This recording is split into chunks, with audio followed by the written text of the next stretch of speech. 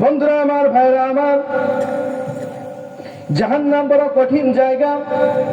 আমরা প্রতিনিয়তই জাহান্নামের দিকে অগ্রসর হচ্ছি।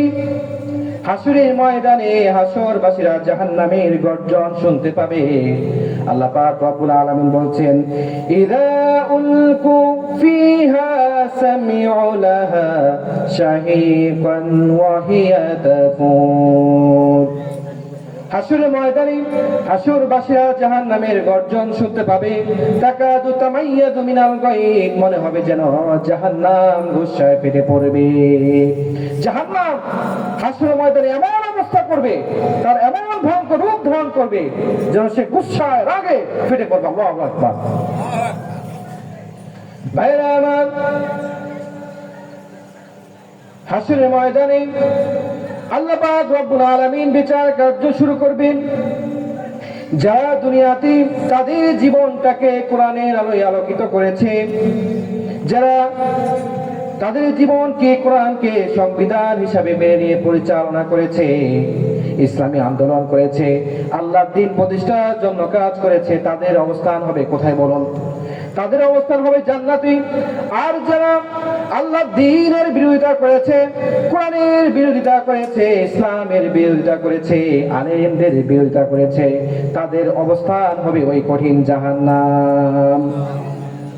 এই জাহান্নামীদেরকে যখন জাহান্নামে নিয়ে যাওয়া হবে, জাহান্নামের দারোয়ানরা জাহান্নামীদেরকে প্রশ্ন করবে, কুল্লামা উলকিয়া ফিহা ফাউজুন সাআলাহুম খাজানাতুহা আলাম ইয়াতিকুম নাযীর।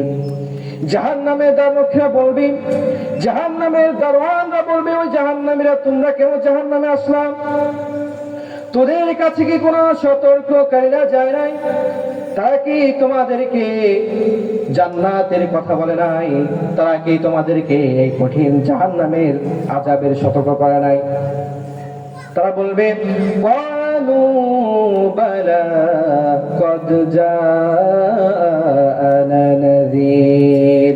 তারা বলবে, হ্যাঁ, আমাদের কাছে সতর্ককারী এসেছে, তারা আমাদেরকে কোরআনের কথা বলেছে, কিন্তু আমরা কি বলেছি? ফাকাযযাবনা ওয়া কুলনা মা নাযালাল্লাহু মিন শাই। তারা বলবে, তারা আমাদেরকে জান্নাতের কথা বলেছিল, তারা আমাদেরকে জাহান্নামের আযাবের কথা বলেছিল, কিন্তু আমরা এগুলোকে মিথ্যা বলেছি, আর বলেছি আল্লাহ এগুলো কোনো কিছুই সৃষ্টি করে নাই।